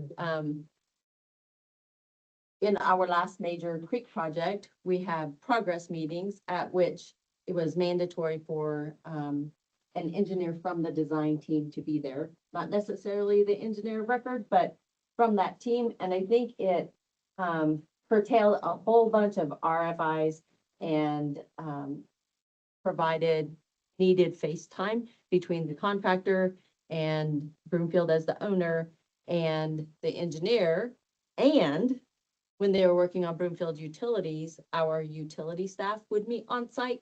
And I think they really appreciated that as well. So I think asking for that and as an owner, providing that or expecting that goes a long way. I think it goes back to what Paul was saying in the beginning, like we're a people-based business. Right. Having those meetings in person helps get some of those questions answered. Opposed to having to send out 10 emails to get a response 2 weeks later. especially if that person has the authority to make a decision in the field. Right there. The decision maker there. Get the decision maker there. That's really important. I can't, I mean, being able to ask the engineer the question on a project is huge, because I can't tell you how many times I'll say, well, your spec says this, and he goes, he'll start looking through it, and he's like, oh, that's not what I want. I mean, that's happened multiple times, because typically specs are just repetition, you know, you're just Cookie cutter. fixing them up to update them, and let's just include this. That or sometimes they can just be interpreted different. Yeah. This speaks to the importance of the owners paying for the designers to have time and connection. Yes. Not an area to go cheap on. Yes. Yeah. It really impacts quality and efficiency and communication. Mm-hmm. Well, I would hope you are gonna be able to validate what I'm gonna say is, if you don't, I mean, it's probably self-explanatory, but I probably can't emphasize it enough. We want to operate as fast as we can, because not sacrificing safety and not sacrificing quantity, right? Given that, we make more money the faster we go. And if there's delays and RFIs, it's really hard to quantify the intangible of that, right? If you know that I can call the inspector, I got this issue, what do you think? Yep, do it that way, done. And your crew is moving on instead of, let's shut down, they got to call up, and the speed at which we operate is really, that's how we maximize our efficiency. I mean, would you, like, so having all the players there and having a good working relationship only benefits, it benefits us from a budget standpoint, but it also benefits the project, because now we're getting it done You faster. make money and we keep the public happy. Yes. Yeah. This gentleman had a question a while ago here. Samuel Lamaritata, Water Resource Engineer with WSB. What are you guys looking for in a really good plan set? And has there been any plan sets that you've been discouraged from? That's a build up on my question.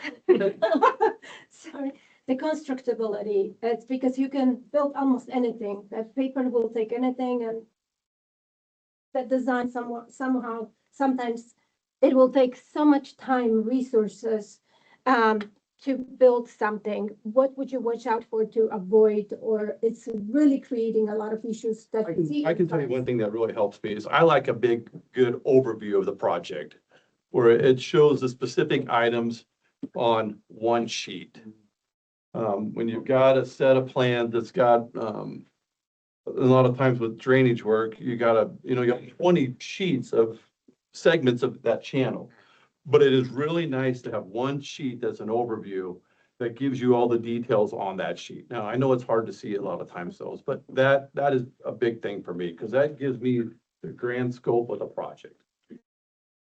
If it flows, is another thing. Like if we have a lot of structures, like I'm on a job right now, I'm not gonna say which one, but it's got all of these structures in the front that flow really well, crest sections, cross sections. And then the pool sections are left out of it, and they're all the way buried in the back of the plan set. And there's 100 pages of plans that are on top of the pool sections. Like in my mind, why aren't all of those inserted with all of the structures in order? Like try to keep it flowing so that everything's in, like reading the book. You can start at the beginning and you can just go through the whole plan set, start to finish.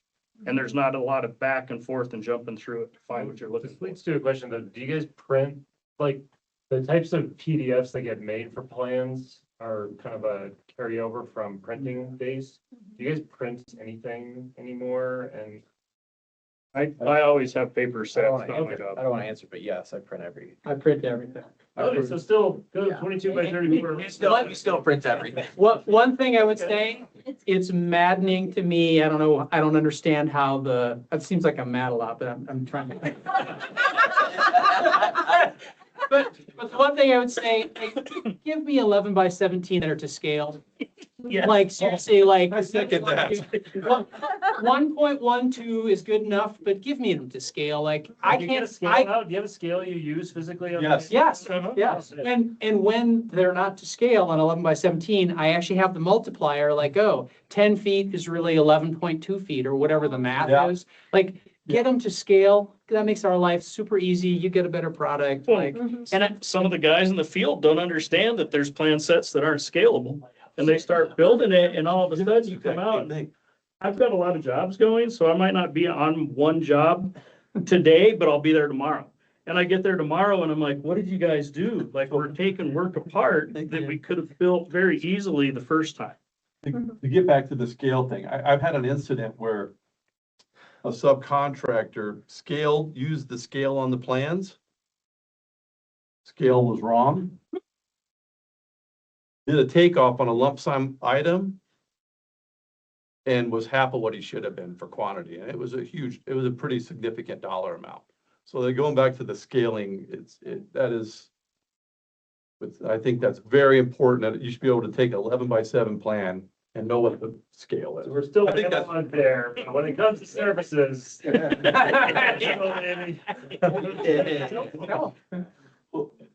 Things we need to know.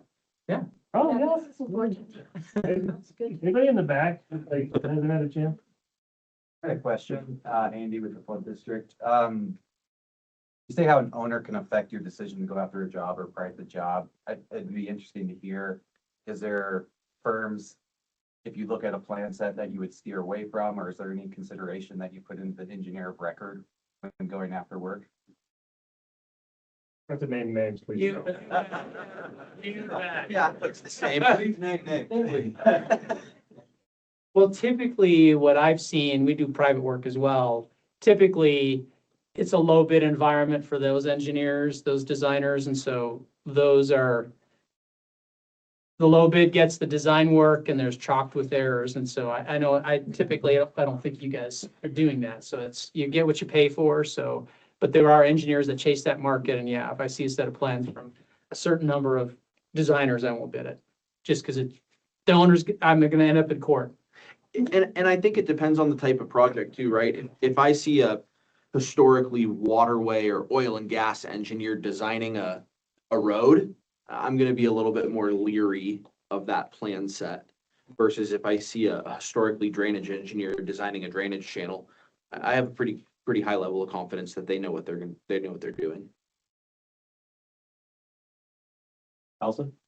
I'm Allison Shalvdroza, Stormwater Project Manager with the City of Thornton. And my question is, how can a large organization reduce the administrative friction and improve communication for the contractors, particularly concerning the complex federal and state documentation and process that are required, as a. I want to give that answer.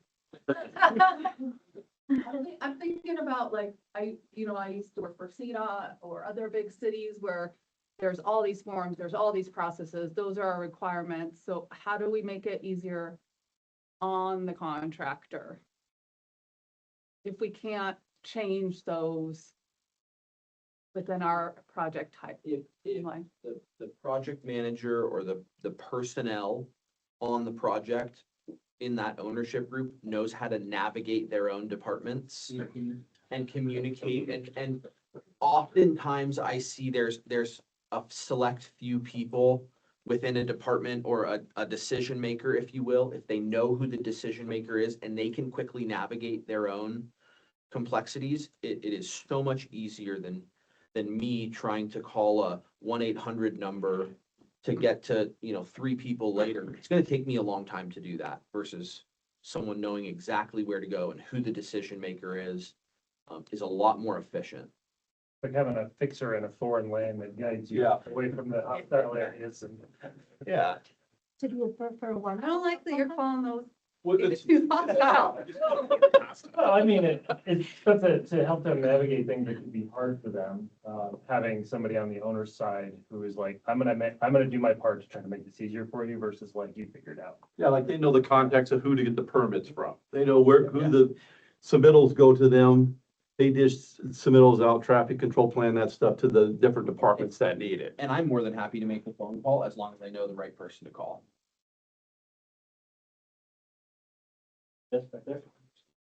On engineering, going back to kind of Mile High's design bid process or kind of partnership process, how can the engineer get input from you guys? Do you like to redline plans, have meetings, that kind of stuff? And what do you like to provide input on?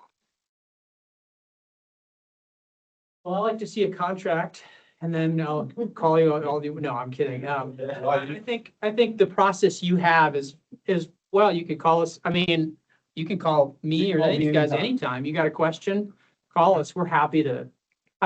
Again, our interest is to get a good set of documents to go build them. Even if you as an engineer just need some advice, call Josh or we'll turn you on to somebody or come out to a job site and see how do you build a drop structure? Like whatever, we're here. The process, this is the beauty of this process is, yeah, maybe you're gonna go with Edge or CEI or Toronto, but at the end of the day, I mean, we're partners. So that's the beauty of this process. For So people that aren't as familiar with our process, we bring the contractors in at about 20-30% design, and then they're alongside the designer, separate contracts. And through the rest of the design. But I don't want to put my number out to the public, but I get numbers of calls. And I think all these guys probably do from projects I'm not involved with, from engineers, asking questions about specific materials or specific stuff all the time, or emails. I mean, constantly I'm getting calls about, you know. I don't mind it at all, because that just shows the relationships I've built over the years, and that people, you know, I'm kind of honored that they, you know, pick up the phone and call me and say, hey, I got a question, I don't understand something, and they'll call and ask me about it, and it usually will lead to a project for me, or you know, to lead me to something else, you know, so. Better for us to kind of ask those questions versus you guys reviewing the plan set at like 30%, 60%, or? One more time, I couldn't hear you. Yeah, is it better for us to ask you guys specific questions on things, or do you like Oh, yeah. the plan set throughout the design process? I mean, asking questions, you know, opens the book up, right? And starts leading to different questions and different answers. So yes, I think that's a good thing. Just asking me like the conversation. This conversation. I think both. I think sooner the better. I can't tell you how many sometimes I've called somebody or they've called me and it's been like, oh, hey, well, I got you. What do you think about this? Like it just leads to further. And again, we should, yeah, we're all trying to build better infrastructure. So. Building on that, is there anybody else? I mean, we have a good partnership program. Is there anybody else or any ideas of other entities that are doing things similar, like in the CMGC, that we could all learn from, that maybe we don't know about, that, you know, to have those partnerships? I mean, is CMGC the only other way that you've seen that happen, or is there anybody else either here or someplace else that's doing something cool? I think the only people I know, are you asking other agencies that are doing it? I think the only one I know of is Fort Collins. And I think somebody mentioned that they're getting away from it, actually. Yeah. There's, No, maybe they aren't. I don't know. Yeah, I'm not a part I've of that heard about group. I'm not either. I'm trying to be, I'm- but I yeah. haven't got nothing yet. These two guys are there. Yeah. To answer your question, Colin, progressive design build is something we've seen. So, you know, it's more similar to a CMGC than a traditional design build. It allows more flexibility throughout the design process to change and update, more similar to a CMGC. So just a slightly different contract mechanism. But we've seen a couple of municipalities implement that here in the last 5 years or so. Well, explain better the difference between design build versus progressive design build, because that's not intuitive.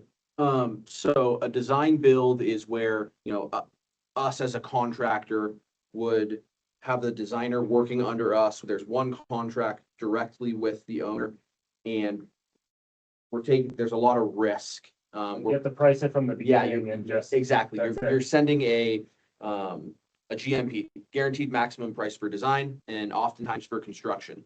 Whereas a progressive design build, it's a similar contracting mechanism, but you're providing opinion of probable cost at milestones 30, 60, 90, and then oftentimes there's two phases. There's a design phase and a construction phase priced separately, which again provides more flexibility throughout the design and pricing process.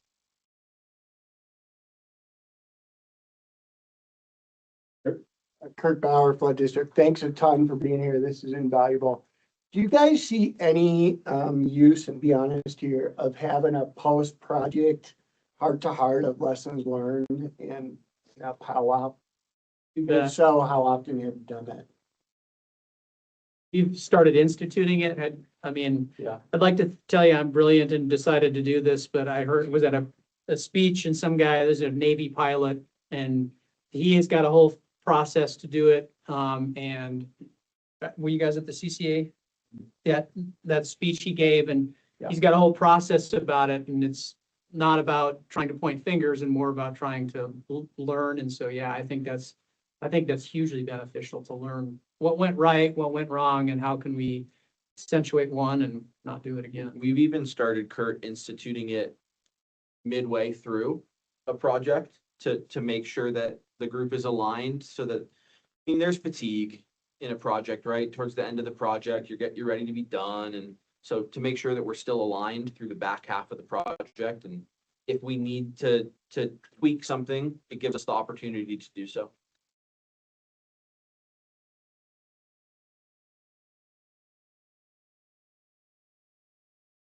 Got time for a couple more questions.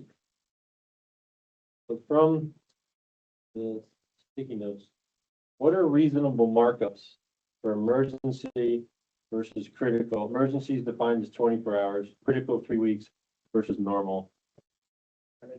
Markup percentages, yeah, for your jobs, depending on the type of request.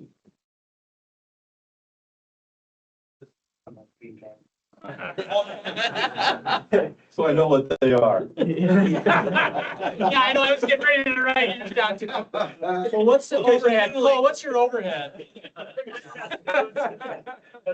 We were talking about 12%. Okay, so generally on an emergency, like we do quite a bit of emergency work. Usually that work's performed, water line breaks, things similar to that. And we perform that work on a time material basis on our hourly rates. What we do. I don't know about 3 week. I don't understand that, what 3 week would be, but then on a normal project, we'll bid a job and we'll have, X amount for overhead and then profit will be above that. Those numbers can vary. I don't think you're gonna get a true answer. I just wanna know, I call think me on your emergency and we'll negotiate. How about that? I mean, it's really tough. What's that? Or ask ChatGPT. Yeah, exactly. Yeah. Well, the reason it's hard to answer without giving you the exact number is because if one of us is really hungry, you may get a job at a fairly low markup. I mean, it could be a very good deal for the owner versus if we're all loaded up on work. I mean, timing in the market for an owner is kind of a big deal because depending on when contractors are busy or not busy could fluctuate your pricing. Yeah. That would have, I don't know. So that's kind of a big deal. One thing too is markup does not equal profit. Okay, so just because we can mark it up 12%, we're probably losing 3 to 5%. Home office overhead, Yeah, overhead, what's in? job site overhead, profit. Right? And so when you hear a GC, a general contractor that built this building, they work on 3 to 5% markups, profit. That's because they load the job with all their home office costs plus the job cost, right? All of that's built in. Typically, I think you guys were all the same. Typically we don't do that on the job. I mean, maybe on big jobs you have, like if you have a big job and a job trailer staff, maybe you have a job overhead, but then you got the main office overhead, which pays for all the estimators and all that, right? And then there's profit. So, typically for heavy civil contractors, home office overhead is the numbers I've seen are 10 to 15%, 10 to 18%. Again, our experience with the Corps of Engineers, they audit this, and there's actually a whole federal government auditing department that does an audits overhead for contractors. And their published rate, you got to validate it, but it's 22 to 25%. That's the number. That's just for the overhead for the company, and then profit on top of it. So just to kind of tug on one number you said there, are you guys bidding a job with a margin of 3 to 5% profit built into that? And so if the job like swings more than 3 to 5% and what it ends up at, that's the margin you're. The 3 to 5% is typically what I understand. General contractors, building contractors negotiate That's their markup on their overall overhead cost. or profit. And then they That's go to subcontractors, and then they bring them each in different rooms, and then they beat them up and say, well, he's gonna give me this, and so then that's no joke. Yeah. Then they actually increase their margin by beating up their subcontractors. Heavy civil contractors, at least in my experience, do not work that way. I mean, Paul said the number. I mean, I've seen our overhead fluctuate between 14 and 10%. And that year, depending on the volume at work, if we have a good year and our volume's high, it's generally around 10%. Slow year, I see it jump up real quick to the 14%. As you know where our overhead is. How do you think? So that's why I said 12 never works. You just said Well- good though. No, that- It's right in the middle. No, but I know, but I'm not making any money at that point. Now I'm just paying paychecks. With Arbor Force. So I've worked with you guys a lot on trees, like, usually we're the first boots on the ground, we're removing trees before you get equipment. You guys notice anything like, are we removing too many trees before the project starts that we could have saved? Or, we very rarely get called back out to remove more trees, so, my knee-jerk reaction is save some of these trees before construction starts. We always try to save as many as we can. Yep. And we'll look at it through the process and we'll say, let's try to keep this clump here until we get there. Stuff like that. So. Yeah, that's clearing that. Mile High gives you the ability to change the way the project may have been designed in order to maybe save some trees. Most projects don't do that, but with the Mile High stuff, you have that ability to fluctuate. And we changed numerous jobs to save trees, unless you've already came in and chopped them all down. What are they doing that gives you that ability? What are they doing specifically? Sometimes they will go ahead and they will take care of any clearing needs prior to when we show up. Mile High has multiple different tier contractors that do different things. So they have guys that they do all the tree clearing sometimes. As a separate contract. As a separate contract. I will say that this partnership and these relationships are so important. We had a creek project, is probably, I don't know, about a mile of creek, and a bunch of trees were identified to remove. And we kept 80 of those to be removed trees because the contractor said, well, you can adjust the grading here, or we could bend this meander this way. And a lot of that was a field bid. We do that all the time. And it made our environmental staff happy and our open space staff happy, and therefore I'm happy. So overestimate and then No, surprise them later. no, no. No, because that overestimating is a lot of heartburn.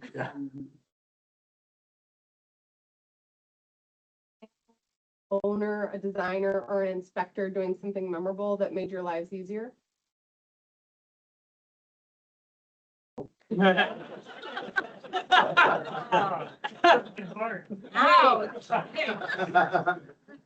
I told Dave this story many years ago. We were on a job and the one lane road, the traffic lights went out, and the owners, the inspector, he's the project manager, he called me. It was a Saturday night, and he called me and said, hey, your traffic lights have gone out. And he was escorting traffic through our job site.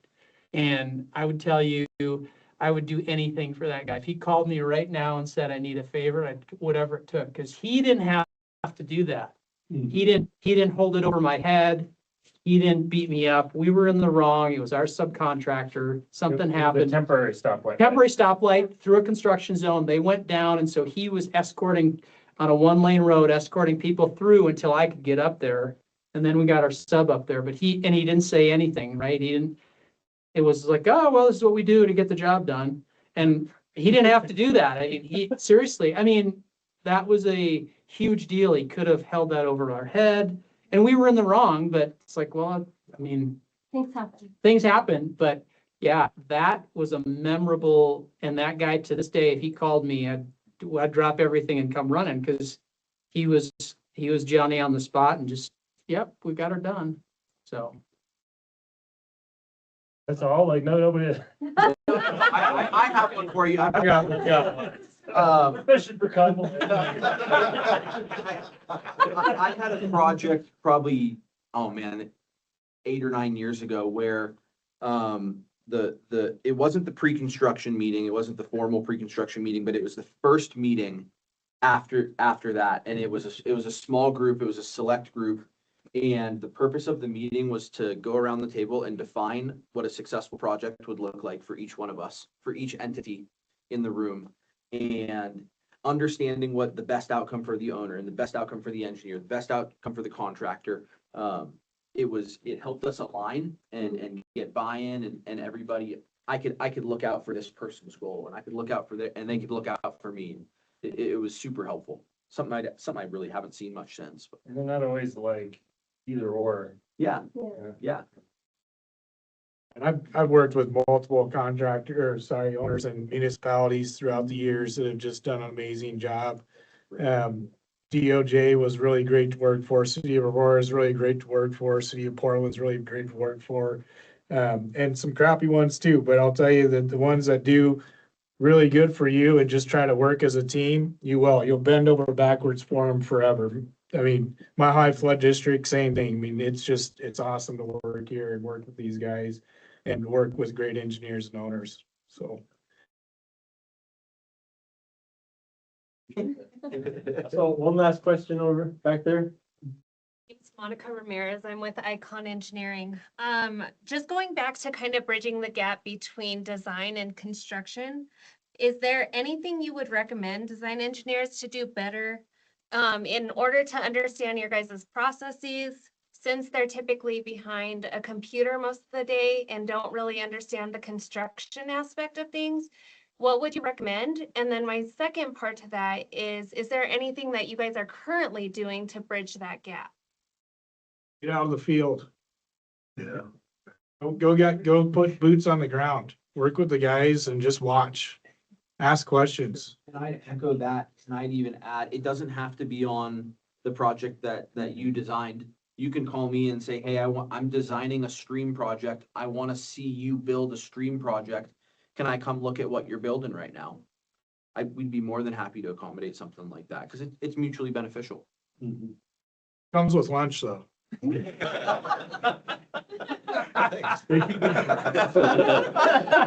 Steaks only, Steaks only.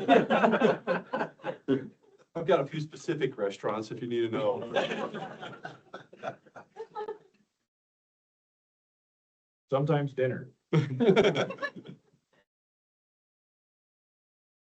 Any last questions from the group? Melanie, go I ahead. have another one just back to the level of detail in plans and what's on the plans versus what's in the CAD files. So maybe can you just give a few examples like stream, center line and grading? Maybe you don't need like an alignment control, detailed horizontal control on the plans, because maybe that you're using the grading, but then maybe like a outlet structure, like we want these elevations, or like, what about like a sculpted concrete drop structure? Like, can you just talk about a few things like this is where the detail on the plans is really helpful, and this is where the detail in the CAD file is really helpful? I would answer that by, when something needs a specific elevation, an invert, top of structure, then you need that detail. Grouted drop sculpture. No, you don't need that detail because that's all kind of designed in the field. I mean, obviously there's an invert, there's a flow line, we know what that is, but other than that, that's typically the design of that's determined by the owner during the process of building it, what we're gonna do on that. So I guess when we need to know, when the project needs to know where water's going or what flows are going where, and has a specific element, we need that information. And everything I build in the field, like if it's a structure, drop structure, sculpted structure, most of those are all still built off of stakes. It's just the grading that's all done off of a CAD file. But structures, hard structures are still built flat.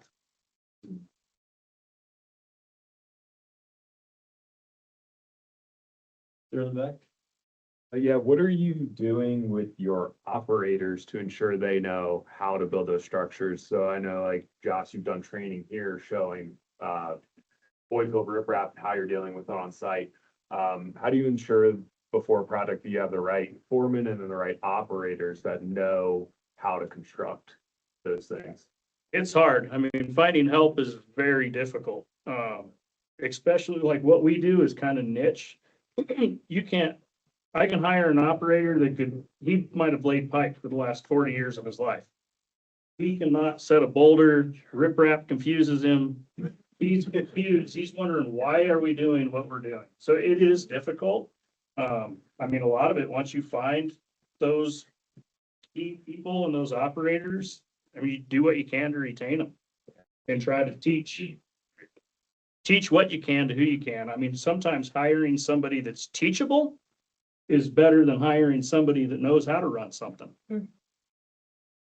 I think, we try to move guys around to what their best qualities are. You try to put guys in the best position so they can win.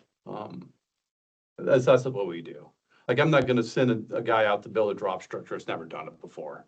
It's just not gonna happen. Right, you don't want to set anybody up for failure. Yeah, you'll be building it again and again and again.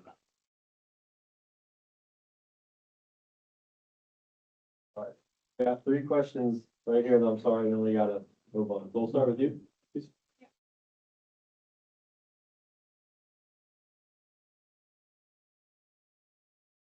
Accessible design, as well as what's kind of one skill that you're seeing lacking and that you wish be implemented again. I wouldn't say this is necessarily directly for a young engineer, but be willing to listen to the people who have been building these things for, in the field, actually building them versus on a piece of paper. We've talked a lot about it's different building it versus what's shown on a plan set. So, the design is probably really good and thought through and professionally done, and it has a lot of intent behind it, but building it is something completely different. So if there's a piece of advice or a different approach to a piece of work, be willing to listen to it and understand it and entertain it and implement it the next time. And then pick up the phone, answer the phone. Yeah. Communication. Text and emails, Paul said it, have their place. Text has their place, but a phone call is really, really important. And lunch. I went through one last thing. Josh isn't very surly, but a lot of the guys are surly. Like, they look surly, right? Go talk to them. 90% of them or 95% of them are down to earth, and they'd love to tell you what they know. And I can tell you, I've run into engineers who think they know everything. Like the trades, these guys that, and to the degree there's gals out there, but mostly guys, like they are experts at what they do. And so it's a talent what they do. So go meet them and talk to them, and you'll learn a ton, right? That's the missing component of sitting behind your computer is good, but understanding how they build the work, that's going to go a long, long way to help you in your career or anybody in your shoes. I agree, Paul. You guys all offer so much knowledge, resources, and imagination, I would say. You've been around and you've done some amazing things. So you know how to approach that. My question is, my name's Joanna, I'm with, Watermia. My question is, you answered what would be your ideal owner client? Who is your ideal inspector on site? You're dealing with so many of them. What would you look for? Because a lot of these entities, they have to send people on site and get involved with the projects you're building. Who is that person? My perfect inspector, Yeah. he probably looks like Santa Claus. He's been around 40 years. He probably worked in the construction industry when he was younger. Are you talking about Hans Jorgensen? It's so bad. I'll be specific. But, you know, somebody that's been involved in the trade, Experience. whatever that experience is, but they've been involved with the trade. Decision makers. Decision makers, it's not afraid to make a decision. I think that's huge. That's my answer. Decision makers. People that know the business and aren't afraid to make a decision. Again, it's about speed. I mean, it's about making timely decisions so so we can be productive.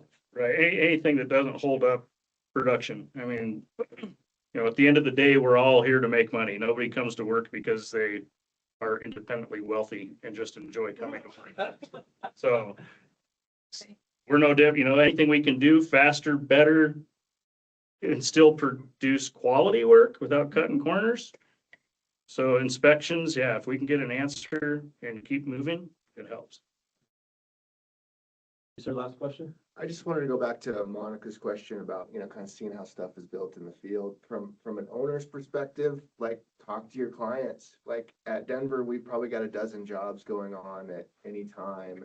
And chances are, if you're curious about something, we have something going on where we can come and show you. You can come take a look and also show up. Like if we're paying you for a construction services contract, show up in person to the meetings so we can talk through stuff that way as well. It's really just invaluable.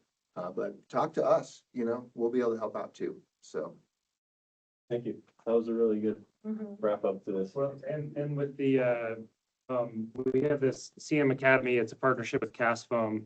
Go to the Cast Foam website, at the top there's events, there's a calendar that includes some of the events we have or stuff like this, but also site visits to construction sites are part of that too. So we're trying to create experiences that people can go out in the field with us too. And we're going to be all the time adding things to that. But I have one last question for our panel, but we'll put up a QR code up here. And we'd like y'all to take out your phone and kind of give us one takeaway that you took from today. Just so we can understand what we're learning and what your real areas of interest were through this conversation.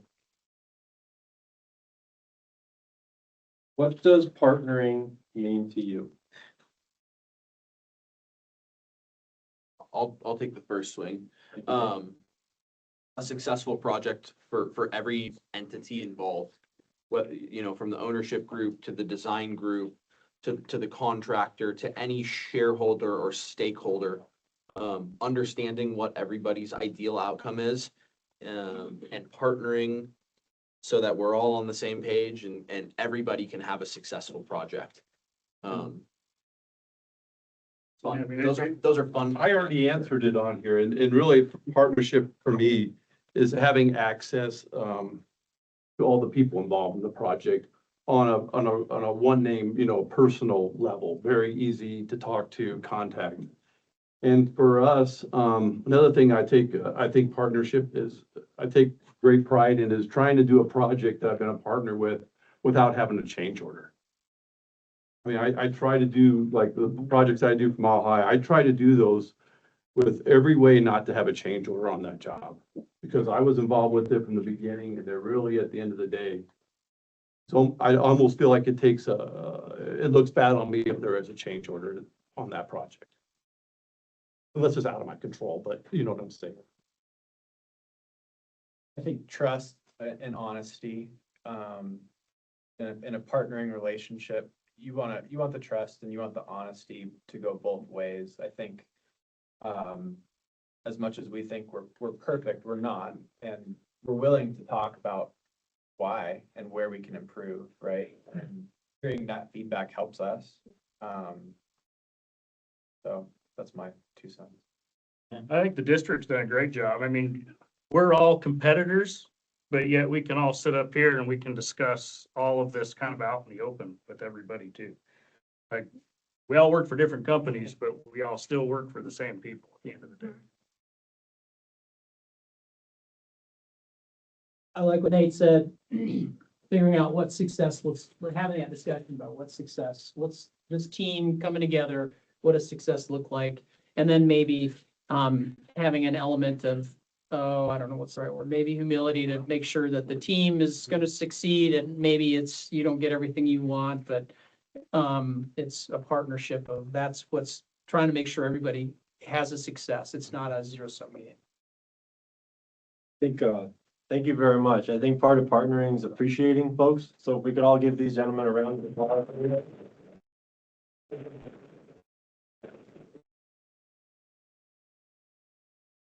So again, thank you all for coming. Please put your stuff up on the QR code if you'd like, for continuing education credits. And please look for future emails. Flood District Community Construction Management Academy is putting out events right about every month. We're welcome to have you all be a part of it.